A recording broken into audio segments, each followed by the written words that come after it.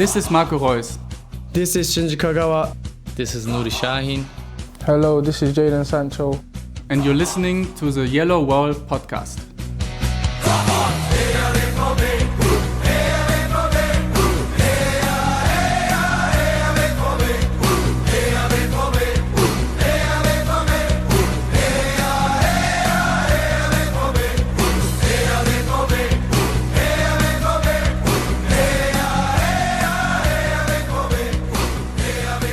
Hello and welcome to the Yellow Wall Pod Season Awards. I am your host Stefan Butzko for this very delightful show as it is annual tradition.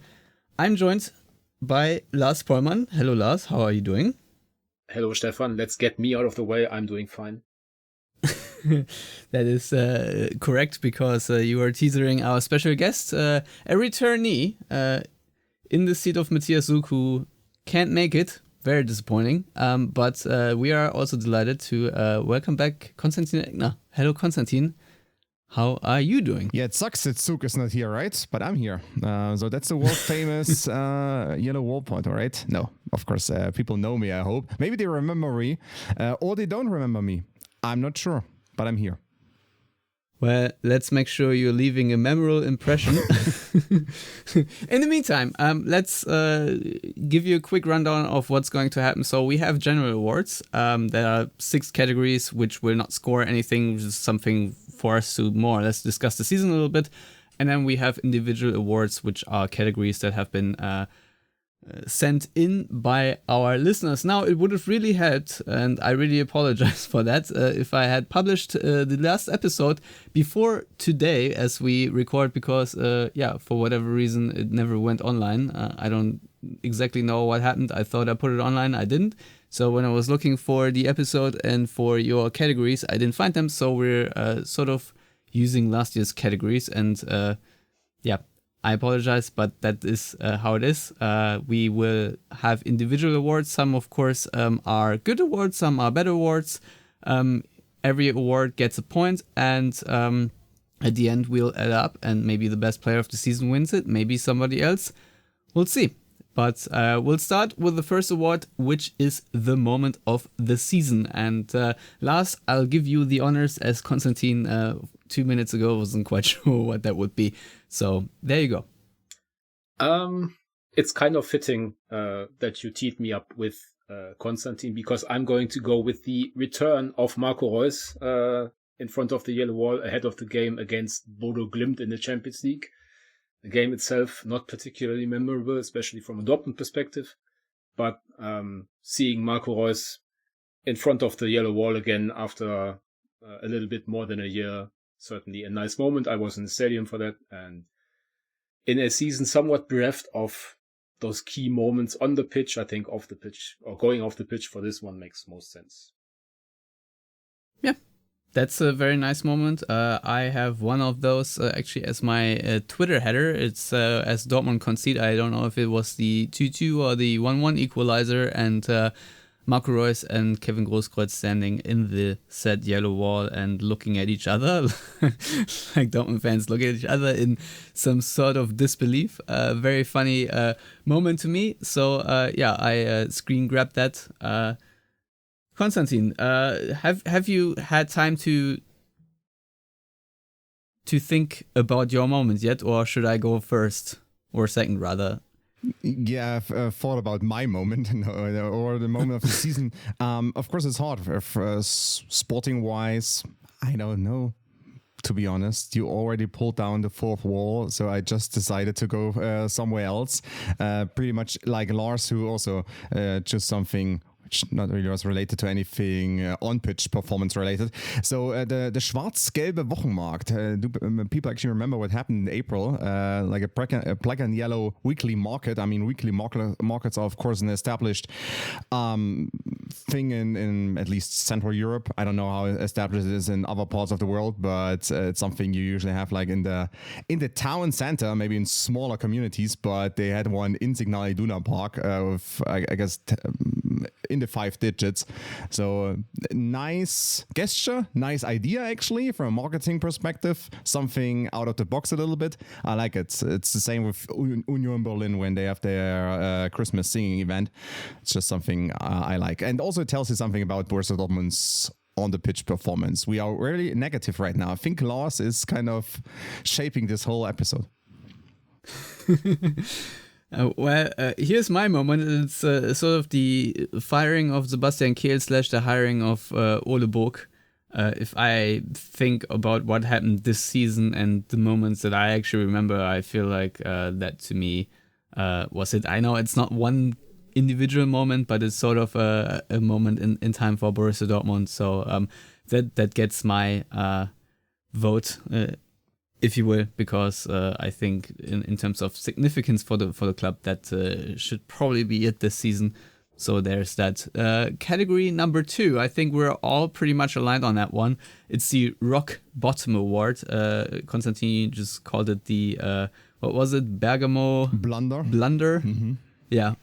Wunderbar. I love that one. I don't have any other thing to say. Lars, I think you're also voting Bergamo Blunder, right? Yeah, it was between the start of the Champions League season and the finish of the Champions League season. So the 4-4 draw away to Juventus, which was a very stupid game from a number of perspectives. But ultimately, I think obviously the more problematic one was the blunder, as you say, in Bergamo. So that definitely was rock bottom this season. Yeah, so we have 2 awards coming up that are the best game of the season award and then the best team performance of the season award. And I wonder if there is a discrepancy or not. Konstantin, for you, what was the best game of the season versus maybe the best performance of the season? Yeah, so I can touch upon both awards basically. When it comes to best game of the season award, I was thinking about the 3-3 draw at Eintracht Frankfurt in January to kick off basically the second half of the season. So like from, let's say, the Bundesliga perspective, if you're just a fan of the league as an entity, was of course a great way to get into January, to get into the second half of the season. From Dortmund's perspective, of course, I mean, you dropped 2 points once again, but it was exciting, especially the last couple of minutes was a back and forth. But the best team performance, in my opinion, was the home win against Freiburg with Samuel Inacios' first starting 11 appearance in the Bundesliga, and just, I mean, typical Freiburg performance, to be honest. Scoring early, Freiburg looking desperate, maybe coming back with 1 goal, pulling one back, but still being defeated quite convincingly. That's the good thing about Dortmund's season. I mean, even if things are dire, you can always count on a win over Freiburg. Wasn't that Freiburg goal disallowed? I feel like there was a 4-0 You're right. win. It was a Grifo free kick to Kübler maybe also, and it was disallowed. You're right, yes. But still. All right. So 3-3 draw against Frankfurt, and then the Freiburg game as the performance of the season. For me, best game of the season, and it's very subjective. So I'm going with a 3-2 win against Hamburg for 2 reasons. A, Dortmund were down to nothing at halftime, and they turned this around with a nice comeback. And also, I'm just happy that Hamburg are back in the Bundesliga. And so that was a really good atmosphere in the Westfalenstadion, and overall, to me, a very enjoyable afternoon or evening of football. So there's that, and best team performance of the season. I have to agree with the Freiburg one, although I was contemplating the home performance against Bayern, which funnily enough was, I think, the next game after Dortmund did commit the Bergamo blunder. Even though Dortmund lost this game 3-2, I thought they played really well in that one too. So that was a close second. Lars, your 2 awards for the best game of the season and the best team performance of the season. It's almost identical to what Konstantin said, but I'm actually opting for the cup game away to Frankfurt for best game of the season. It was a 1-1 draw, and then Dortmund won on penalties. First of all, first time I was in the stadium for penalties, outside of, taking part in penalty shootouts myself back in the day. But I think there's a nice rivalry growing between Dortmund and Frankfurt. Also, like, on the transfer market and all that. So it's always nice to beat them. And the cup game had a bit of everything. Wasn't necessarily the greatest performance by either team, but, the cup always... That's why we split those categories. And the cup obviously lives off being exciting and having a resolution to the game. And obviously Dortmund winning on penalties and all the penalties being taken very well.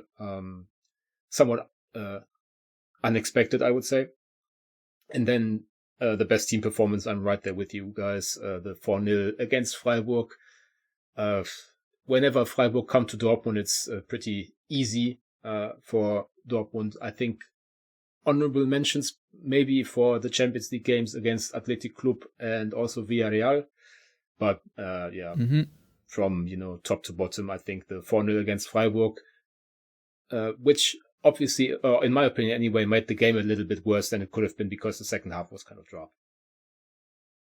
Yeah, I mean, what also maybe is a bit of a qualifier too is that Freiburg, of course, were still in the midst of their Europa League title pursuit, which ultimately failed in the final, but they also had the rotation machine on a little bit against Dortmund, so it wasn't Freiburg coming out to Dortmund and with all guns blazing, but that does not...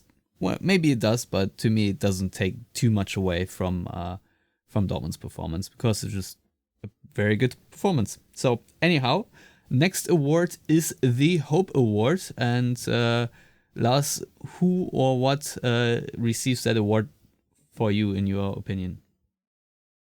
It's obviously an award looking forward to next season. Yeah, you described it as what gives us the most encouragement for next season, right? I would say maybe it's not the smartest idea because those things don't necessarily travel over from one year to the next, but I would say having the best defense in the league for the first time in I don't know how long, because obviously Bayern conceded a couple of goals more than Dortmund.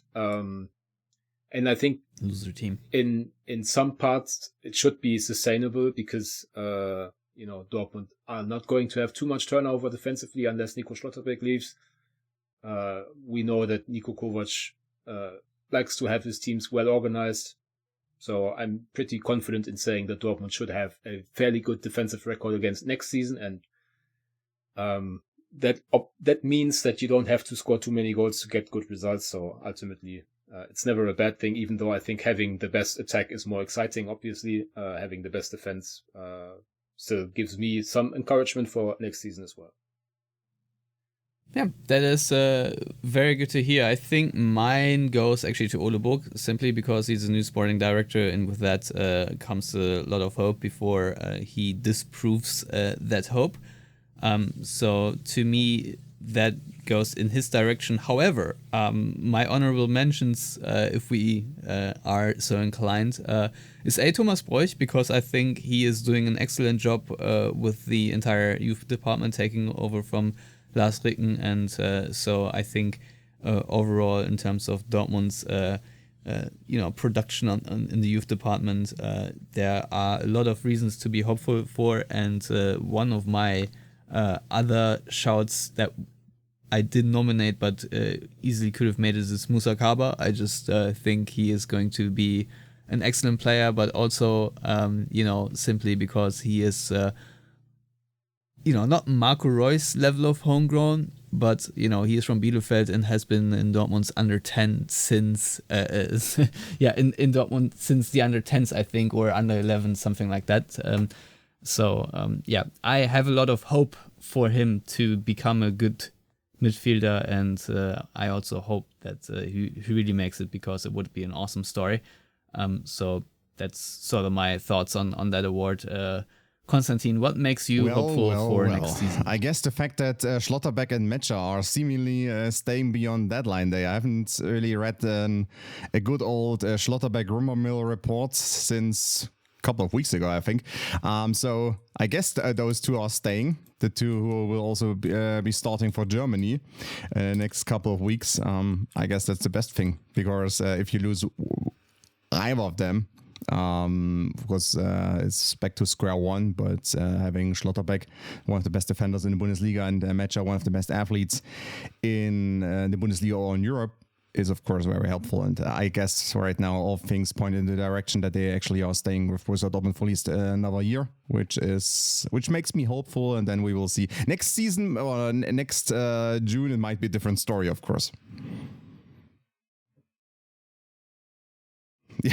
Yeah, but for now there's hope, which is all this award asks for. It's just a little bit of hope.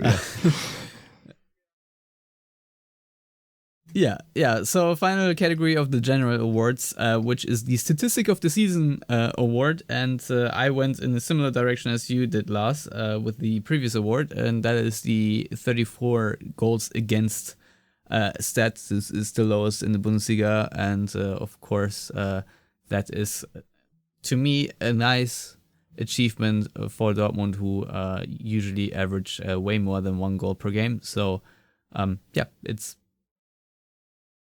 definitely a great achievement by Niko Kovac. For all the criticism, I think Dortmund in the end relatively easily sailing to the second place in the Bundesliga has a lot to do with the foundation of their defense, and there's that. I've not really looked at their expected goals against, but let's just leave it at the stat that is very factual. Lars, what's your stat?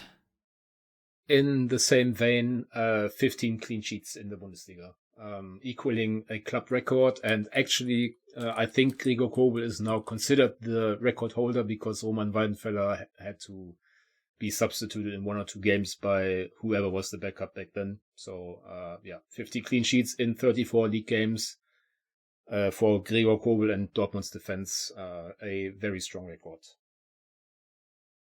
Yes, sir. Indeed. I went for something completely differently. Not really. I actually looked it up and I found 1.0 goals per game conceded, so less than Bayern Munich. So that also made me, because I didn't actually realize it, that they actually had less than Bayern Munich. But of course, Bayern Munich had a couple of slopfests towards the end of the season. Be it as it may, only 1.0 goals per game conceded. That's nice. And also in terms of expected goals against, Dortmund are at 39.7. So 39.7 is still the least expected goals against, even less than Bayern, who are at 42.0. So I mean, even there, maybe a little bit of an overperformance defensively, but still better than Bayern. And that's something that should make Dortmund fans hopeful in a sense. But as we know, it's just like in many other team sports, transitioning from season to season is harder to actually kind of sustain your defensive performance. But maybe it's doable. Yeah, we'll see. That's we just had the Hope Award, and not the definitely know what's gonna happen next season award. So yeah, let's switch over to the individual awards, and it's almost tradition because this category features pretty much in every Yellow Wall Pod season awards. But why not start where we started last season from Niluid S on Twitter, and he has nominated the player with best hair category. I'm gonna go first, and I want to say pink hair Riasson is taking the cake here. That to me was easily the best hair of the season, but I welcome other votes. Konstantin, do you have any? Yes, Maxi Bayer. Maxi Bayer, of course. Votes, which would be wrong, just but let's enjoy Maxi Bayer before he makes that inevitable trip to Turkey. I don't know. Is it Adeyemi? It's actually just to go off track a little bit because we are steamrolling through these awards. It's just I had actually a discussion with one of the television producers a couple of weeks ago about that. Basically, like 85% of Bundesliga players have like the same haircut. Not quite, but it's like there's only one haircut. And then the other day I watched a couple of these World Cup documentaries about like World Cup 1990, World Cup 74, World Cup 94, or even I think 2006, and you see like a variety of haircuts there when it came to footballers. And nowadays it feels like there are maybe 2 variations of haircuts, long and short. There used to be a lot more mullets, that is for sure. It's Bayer, of course. So We enjoy him now. Is it Adeyemi or Bayer? We know that his hair will look perfect when he's 28. Okay. It's just what happens. But now is he at the World Cup? That's his problem. He actually is at the World Cup, and next year he has time. Lars? I'm just gonna move on here. I say the same thing every year. I could not give less of a shit about this category, so I'm going with the... I know, that makes it so delightful. I'm going with the only haircut I remember, and that is Julian Riason's leopard spots. I think that was in nice. celebration of Norway's qualification for the World Cup, which obviously came at the expense of Italy, which might have been gotten us more good haircuts at the World Cup, but here we are. So another point, I suppose, for Julian Riasson, but I once again protest this category. Yeah, maybe we'll consider this protest for next year, but I have my doubts. Maybe you will have to host, Lars. Maybe then you can skip this category. But for now, we will move on to an award that could also be Best Hair Award, but it is not. It's the Mats Hummels Award for Best Tackling, suggested by Clark Higby. And Konstantin, I'm putting you on the spot. Do you even remember any challenge, any tackle whatsoever in this from this season? Actually, had a different interpretation there. I thought it was just the award for just the best tackler, basically the best tackling in general. So I just wrote down Schlottergoat is written down on my sheet here. So it's Nico Schlottergoat. Schlottergoat. All right, I've actually voted for. Well, it's not necessarily one particular tackle, but trying to remember, it was actually Aaron Anselmino who did not have a long stint at Dortmund. He had some really good tackles against Union Berlin. I don't know if that was his first appearance or not, or a second or so, pretty early on in the season. One very nice last-ditch tackle and also another really crunching tackle sort of to the right side of the box. He also got one yellow card for going a little overboard, but these are sort of 2 tackles that stuck to me, but I'm sure there are plenty others to choose from. I'm sure Rami Ben Sabaini had one or so.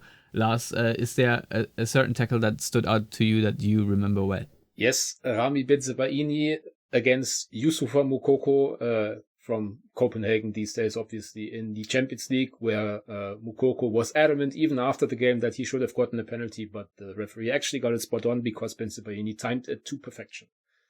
And that is actually something that Bensebaini did quite a few times this season, so I would argue that even if this was a general who's the best tackler in the team as of right now, I would say he actually pips Schlotterbeck, in my opinion. Yeah, I can't really argue with that because I think Bensebaini had a bunch of really good tackles. But yeah, category number 3. And to me, it's a tough one. It's a bit of a toss-up, but it's the biggest disappointment. Lars, why don't you go first? I will give the caveat that I think this is always relative to expectation. So, for example, I didn't expect much of Jan Koto this season, so I can't really say he's been a huge disappointment to me.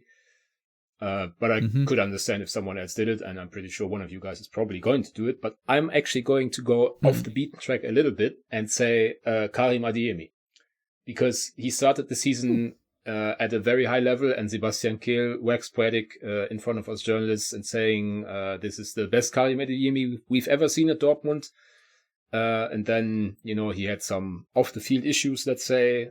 He had some injury concerns, even though no massive injuries this season, more smaller niggling stuff, if I remember correctly. And lo and behold, he barely plays in the second half of the season. And in the summer, we are once again where we seemingly are every year with Adeyemi. Is he good enough to get a new contract?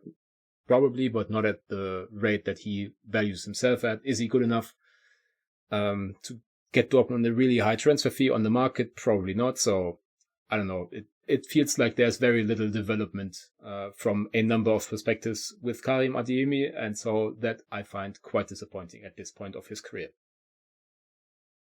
Yeah, I think that's a very reasonable answer. Konstantin, who's your disappointment? I'm disappointed in all my children. of the No, season? I would say Jan Koto, probably the biggest disappointment because he exists, but that's about it right now as far as his career is concerned. And his time with Dortmund, I mean, of course, it's pretty much he's done.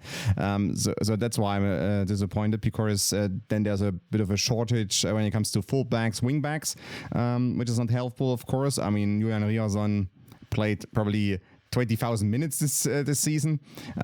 It's not really helpful if you are short on like formidable fullbacks, to say the least. So Koto was probably the biggest disappointment, because that hasn't really worked out. And I mean, when it comes to transfers and signings in recent years, there were of course a couple where Dortmund didn't really hit the targets, but they rarely completely missed the dartboards. But this time I think they did.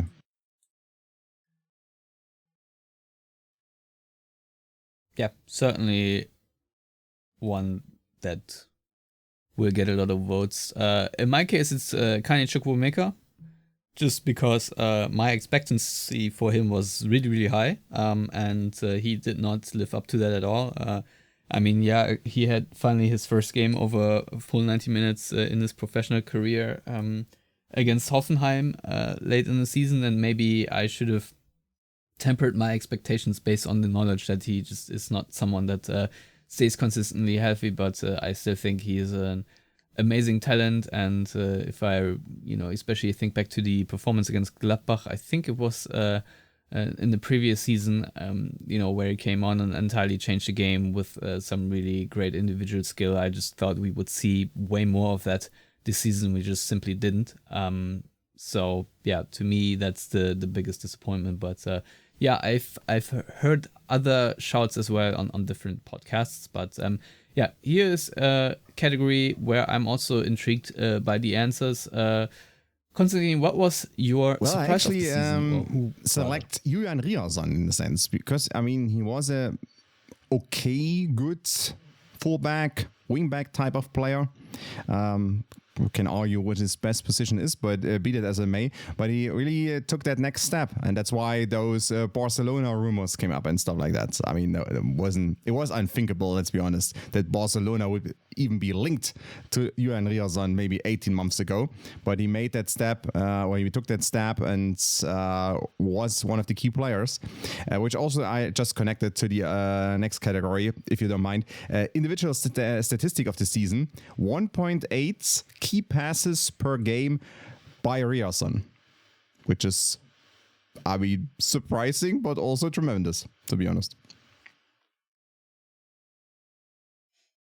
Yeah, spoiler alert, I have the exact same answer for both categories. So, Lars, do you have more inventive things to say, or is it also Ryerson for individual stat and surprise of the season?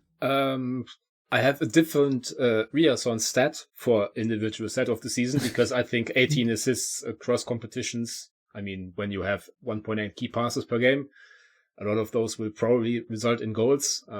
I would be interested, honestly, to see that number without set pieces, because obviously most of his assists came from corner kicks, which isn't to diminish that, but it's a fact that he had fewer open play assists, but still the goals all count the same. And we on the LOL pod, we don't diminish set pieces, because we kind of coined the phrase set pieces back in the day. So that's that.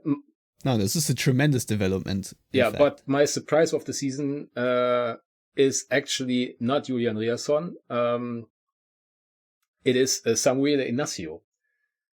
Because I watched quite a few of the under-19 games here in Dortmund when he was still with that team, and he didn't really stand out. Obviously, I knew that he was considered one of the biggest talents in that team, but I don't know whether he was maybe bored or, didn't feel challenged at that level anymore, but he never stood out as much as, for example, Mathys Albert and a few others, Tom Faust, for example. Gianluca Riedel, unfortunately oft injured center half. So when Inacio kind of had his good run towards the end of the season with the pros, that was kind of surprising to me because he showed a lot more at a higher level, to me anyway, than he had shown at the under-19 level. Yeah, that is a very good shout, because I was also contemplating him, because I'll be honest, in terms of attacking talent, I also thought that Mathys Albert would feature more, and so that Inacio actually made the bigger splash or breakthrough or whatever you want to call it, did surprise me. I was also thinking about Luca Reggiani for this category, because if a talented center back would make a breakthrough this season, I assumed it was going to be Filippo Mane, and since that didn't happen, he is also a very good shout for surprise of the season. Certainly an honorable mention. My individual stat then, since Lars, you more or less already took mine away, is the corner kicks converted into goals after the referee made you reposition the ball and you complained about it, which also goes to Julian Riasson, because I think that happened twice and amused me every time. That's sort of a here damn moment. I don't know about you guys, but Riasson, I think first of all he's probably running away with the categories, but also with the votes rather, but also he has grown a lot in terms of favorability in my book as well. So there's that. But enough of Julian Riasson for now, because the next category is best summer signing, and I am nominating Jobe Bellingham, not because I think he is a ridiculously good summer signing, and I wonder if we will count Daniel Svensson or not, because that may change my vote, but I am giving him simply on the lack of alternatives. I'm excluding players that have already been here by the season and then have been converted from loan players to out-and-out signings. Because that's how I'm doing it, but I understand other approaches, and since since Fabio Silva didn't really impress, there wasn't that much to choose from, honestly. So there you go, Jobe Bellingham. You get a shout out, but and honestly, I think he did okay toward the second half of the season. So he gets my vote. Yeah, when it comes Konstantin, to who gets your vote? Best summer signing, at least. There weren't that many, to be honest. So I think Jobe Bellingham played a good second half of the season, at least. The second part of the season was good. Of course, the start, if we don't count the Club World Cup, was, if we just say the season started actually with Bundesliga and German Cup. Of course, the start of the season was horrendous, with also that involvement after the St. Pauli game and all this kind of stuff. But I think he more or less figured things out after Pascal Gross left or was sold to Brighton. And also, I think being paired with Felix Metscher in this environment is, of course, helping Jobe Bellingham more and more. He might not be the better Bellingham after all, but still someone who can make an impact and be someone who can Dortmund then maybe sell in 3 years for a lot of money. I don't know. But someone who might actually be a key player in Dortmund's squads moving forward.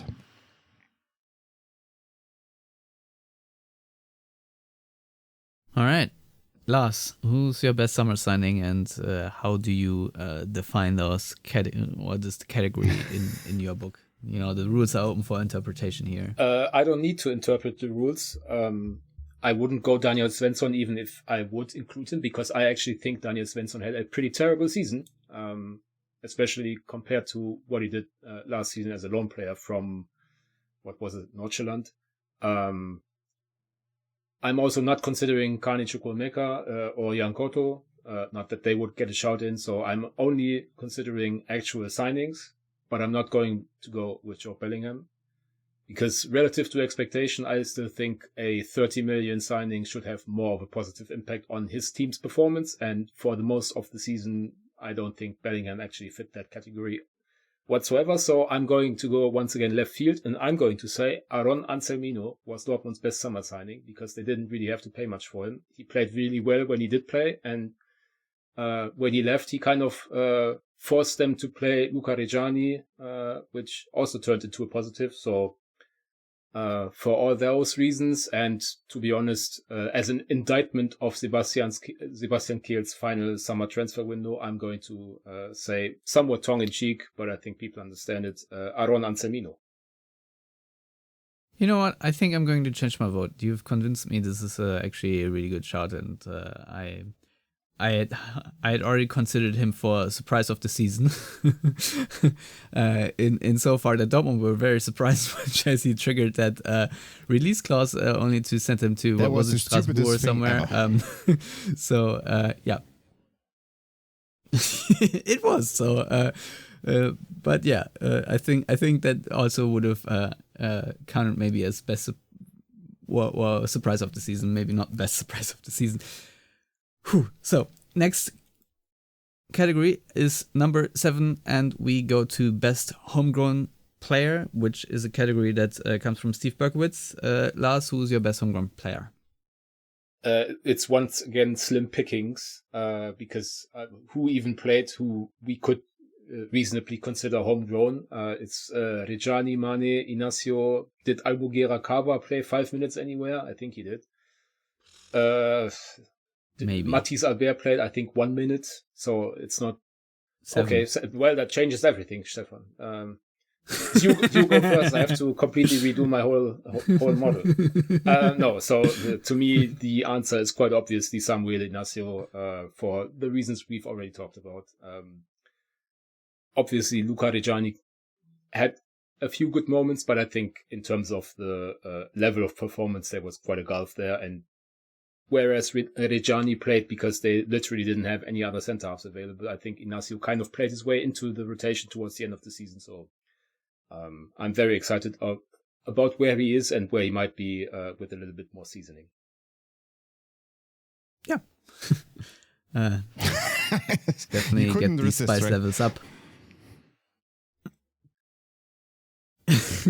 Yeah, Konstantin, speaking of seasoning, do you have any other herbs and spices to consider that are growing in Dortmund's garden, or is it also I'm Inacio going for straight you? to Bergamo, pulling out everything they have and going with Samuel Inacio, the Bergamo's own, but also a homegrown player in a sense. But of course, people shouldn't sleep on Matisse Albert, Greenville, South Carolina native, who might be the surprise of the season come 2027. I'm just saying. Huh. Maybe a Hope Award candidate. No, if you wanna, not now, but it's. But no, we're not doing that. All right, Konstantin. Who is your most improved player of the season? Something where I'm still struggling a little bit. I've two ways I could go, but where are you going? Joe Bellingham arrived, we should always consider that he was an EFL Championship player. I mean, yes, they got promoted, and he was a starting player for Sunderland when they actually played the Championship playoffs. But still, he was only a second division footballer, even though it's probably the best second division you can find in the world, but still. So I think he took a couple of steps forward in the right direction in terms of defensive awareness. I mean, when he played for Sunderland, basically he had a more of a defensive-minded number 6 next to him, so he was more of the box-to-box, track the ball along player. And I think he is much more versatile now than he was when he arrived at Dortmund, and also the fact that he was used in kind of a few different roles in the beginning and then was really slotted into that role next to Felix Metscher also helped him. Overall, I think he progressed quite well, although some people might argue, e.g. Lars, that he didn't actually play that well, but I think he showed progress and moved in the right direction at least.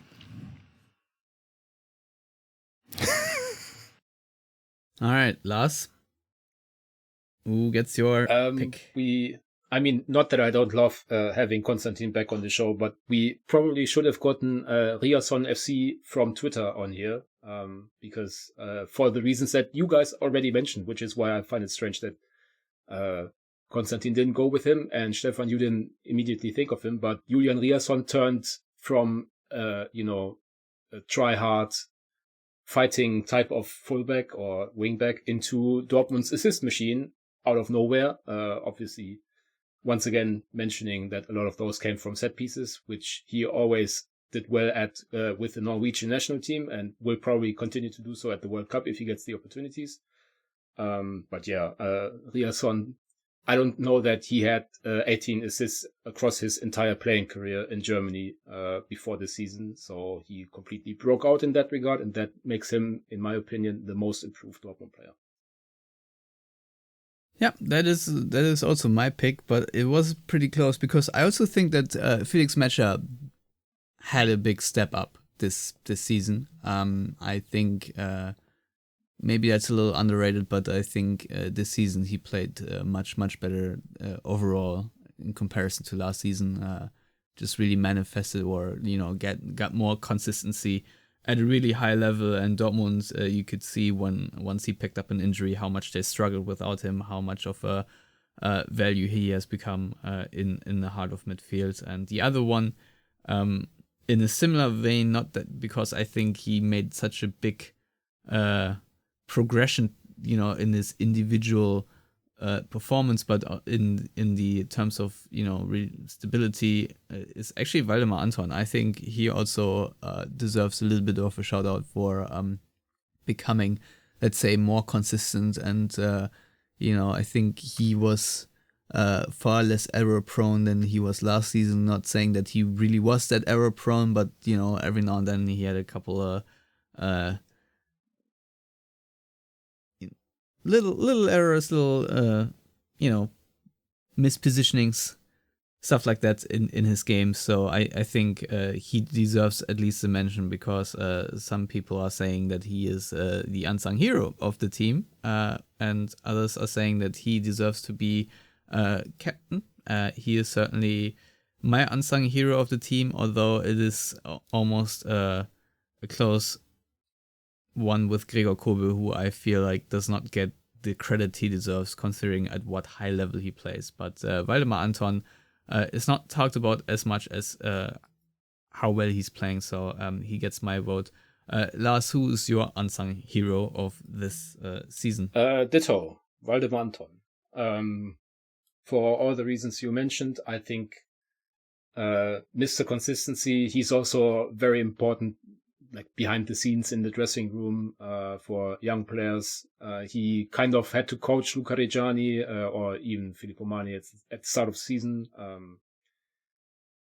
I think I was actually the one who brought up Waldemar Anton as potential captain, and with the noise around Nico Schlotterbeck's contract extension, quite literally the noise on the yellow wall. I was just going to say, very loud. And the fact that, Schlotterbeck at the latest is probably going to leave in 27, so I think he's never going to be Dortmund's captain. Apparently they are keeping Emre Can for next season, which I can understand. But Waldemar Anton, in my opinion, the unsung hero, and a little foreshadowing, this is not the last time I'm going to mention it. Ooh. All right. Intriguing. He must have played the assist of the season. Anyway, that only leaves you, Konstantin. Boring, right? Who's your because I unsung also hero wrote of the season? down Waldemar Anton, who is the unsung hero, not only at Borussia Dortmund. I think he might actually be the unsung hero at the Germany national team at the World Cup. We will see. I mean, he was tested as a right back in the United States friendly, substituted for Kimmich, and I mean, who knows, maybe Kimmich has to move back to center midfield, and then Waldemar Anton will be a starting player for Germany during the World Cup. It's not impossible. It's actually more likely than people think. So I believe Waldemar Anton just in general is an unsung hero, but he has the first name Waldemar, so maybe it's fitting. I don't know. Me neither, but I think Okay, it sounded smart, but actually. we'll just move on.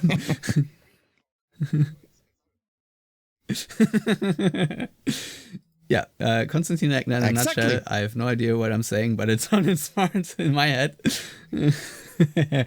All right, so next award is the Schmelle Award. And that is the best goal from an unlikely scorer. Little spoiler alert, in my case, it is also the goal of the season.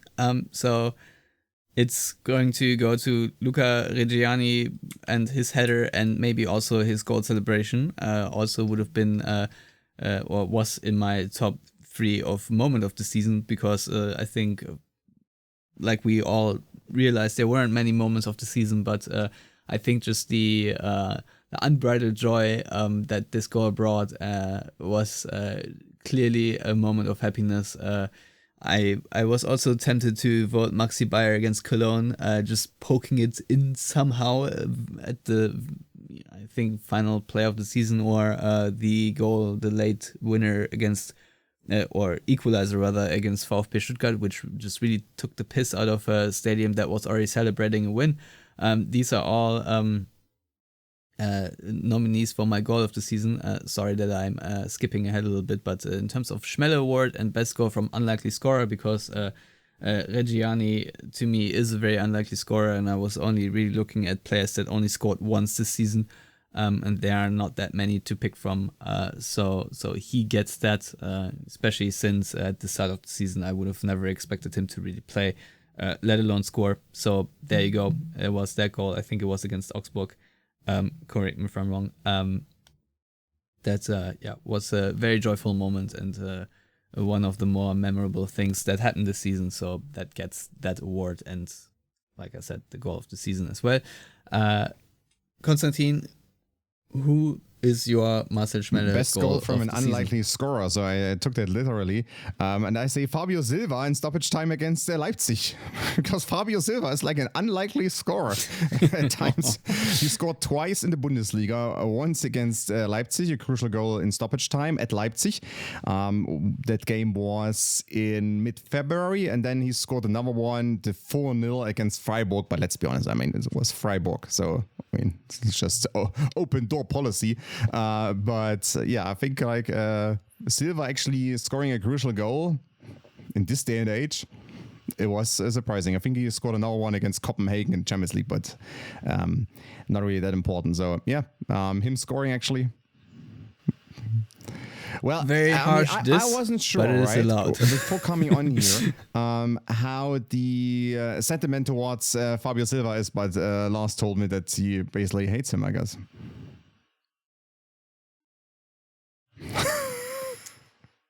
Yeah, so Lars, is your Schmelle goal of the season also Fabio Silva? I wanted to make the same exact joke as Konstantin did, but I guess I wouldn't then actually have gone with Silva. I would have reverted to, I think, the quintessential Schmelle type goal scorer, because I think there's a pretty good chance that Luca Reggiani never scores another goal for Dortmund, because I don't actually think he's, super talented, and obviously Dortmund signed Joan Gaudu, so there will be few opportunities for Reggiani. So he gets my vote in that category.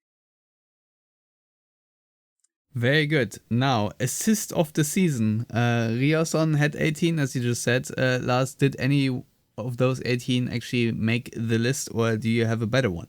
I mean, I do like, obviously, goals from a corner, but I couldn't pick out any one of those, I guess 14 or so. No, the assist of the season, in my opinion, is quite easy, because it's the only one I remember, so it must have been very good. And that is Rami Bensebaini's quarterback-like pass to Maximilian Bayer in the aforementioned 4-0 victory against Freiburg.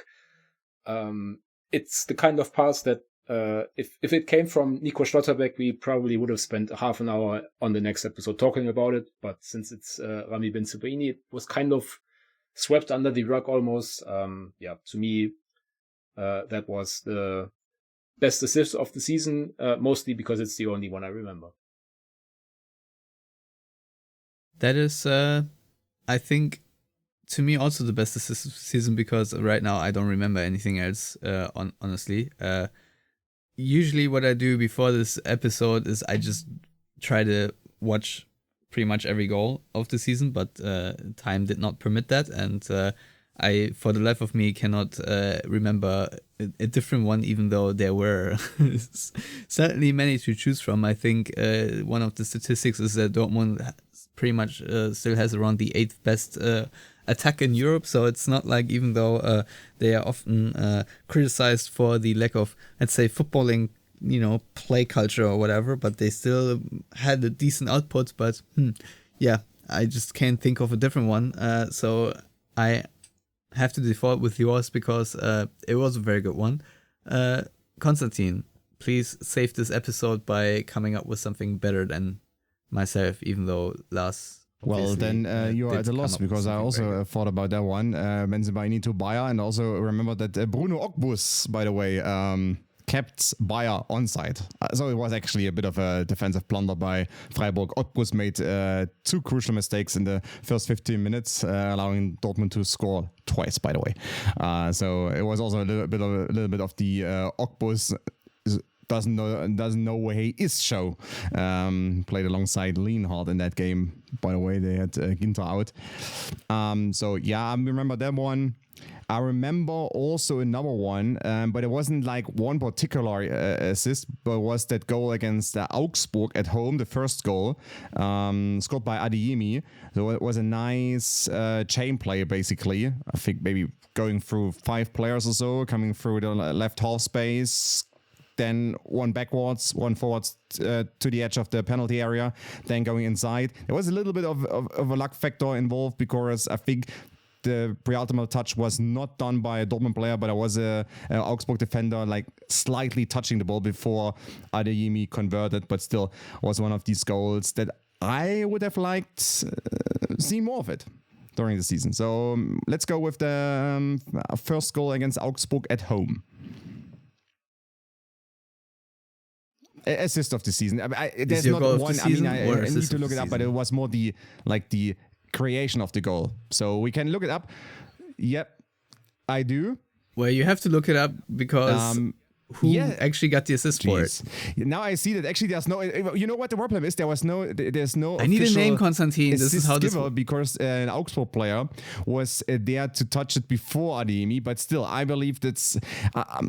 I'm contesting the decision by the DFL actually that they didn't provide an assist giver. And while I'm talking, by the way. Can I interject? I looked it up. Kicker, for example, gave the assist to Maximilian Bayer. So we give it to Bayer. I was just going through my browser history, and you don't want to know what's up here, but trying to find a video again. So. Oh god. Yep. All right, Maxi Bayer. I've written it down. Thank God. Before we hear any more about Konstantin's brother history. Let's talk about Dortmund's history of last season and the goal of the season. I've already had mine. Lars, what's your pick? Seeing as Konstantin has given Maximilian Bayer a vote, so he's not going to go empty in our show, and you already mentioned him as an honorable mention for goal of the season, I'm actually going to pivot. You remember? He already had best hair, but so... That is coming as a negative in that category. It's not in the spirit of the game, in my opinion. But anyway, yeah, it is a bit of a foul. I agree. So I'm going to pivot and go with Julian Brandt's goal away to Stuttgart, which Stefan, you I think misremember because Dortmund won that game 2-0. And you mentioned a couple of minutes ago that Dortmund stole a point from already celebrating Stuttgart fans, which wasn't the case. Then I might have thought of the Frankfurt game, which was that makes sense. Draw. So anyway, I'm going with the Brandt dagger in the 90+6 or so minutes. It was a nice goal, but honestly, I just don't want Julian Brandt in his final appearance on this award show to go empty. Yeah, that is very nice because it was a nice goal. I think that deserves the award. Konstantin. I wasn't really sure about that one. I just took the hardest shots, the fastest shots you can find. There was Adeyemi against Wolfsburg. It was 78 miles per hour, roughly. One of the hardest, fastest shots during the entire season. So I just take that one. It's really hard. I mean, there were a couple of interesting goals, but I just take Adeyemi hammering it home. I think that's kind of fun. So sometimes a lost art, in my opinion. Just going from somewhere and just destroying the net. Nice thunder bastard, as they say. Alright, that gives Karim Adeyemi 2 votes already. Maybe he'll get another one in the next category, which is Player of the Season. Konstantin, who... Nico Schlotterbeck. Who do you have there? He is the best player that Dortmund have alongside Mecha. Despite Riazan, of course, having a great season, but I think Schlotterbeck as a whole is the best player they have, and he was one of the best players of the season. When you look at statistics, of course, it's sometimes harder for defender because there are some. It's a little bit up to interpretation, but I think overall he had the best campaign of all the players, made few mistakes. When he was not on the field, disaster happened, if I remember correctly. So I think Schlotterbeck is the player of the season, at least in my opinion. All right, Lars, why is it his teammate Waldemar Anton? You remembered, Stefan. Well remembered as that. I think let's go with the 5 best players. It's the 3 center backs, or the 3 most regular center backs. So Anton, Bensebaini, Schlotterbeck, Felix Nmecha, and Gregor Kobel. I think those are the 5 best players who are in contention for this award. I think outside of assists, the level of performance from Riazan doesn't really warrant inclusion in that. I think we can scrap Bensebaini and Kobel from the list because of what happened away to Atalanta, because that cost Dortmund not only a spot in the Champions League, but also quite a bit of money, and was very stupid the entire game. So it's between Anton, Mecha, and Schlotterbeck for me. I think Schlotterbeck wasn't really at his absolute best level for much of the season, which is understandable because he missed so much time with his knee injury from last year. So even though like 80% of Schlotterbeck is still very, very good, I don't think he was at the peak of his powers, if that makes sense. Which leaves Nmecha and Anton. I think Nmecha probably had the more impressive individual season, but he also missed quite a bit of time towards the end of the year. Obviously, those weren't the most important games for Dortmund because they had already kind of sewn up, finishing second in the league and qualifying for the Champions League and so on. But to me, Waldemar Anton kind of epitomizes what this iteration of Borussia Dortmund, this team, was about. It wasn't flashy. It got the job done. Fairly consistent. So I think it was the category best player or just player of the season. Yeah. Just player of the season. Maybe let me look again. No, it's just player of the season. That's what I remember, and that is why I'm going with Waldemar Anton. If it was best player, I would probably just about give Felix Nmecha the edge, but since it's just player of the season and it's my award and my player of the season is Waldemar Anton.